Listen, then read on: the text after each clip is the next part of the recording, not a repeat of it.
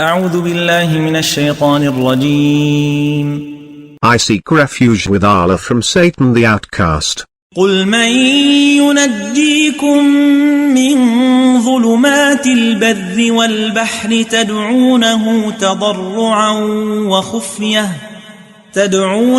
تضرعا وخفية لئن أنجانا من هذه لنكونن من الشاكرين.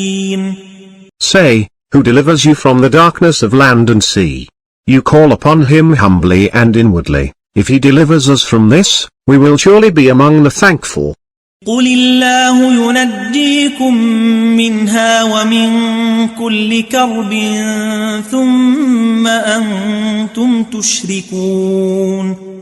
Say, it is Allah who delivers you from it, and from every disaster, yet then you associate others with him.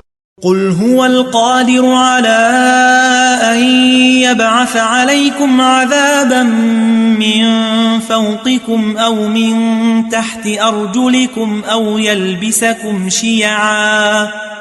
يلبسكم شيعا ويذيق بعضكم بأس بعض. انظر كيف نصرف الآيات لعلهم يفقهون. Say, he is able to send upon you an affliction, from above you, or from under your feet. Or he can divide you into factions, and make you taste the violence of one another. Note how we explain the revelations, so that they may understand. وكذب به قومك وهو الحق قل لست عليكم بوكيل.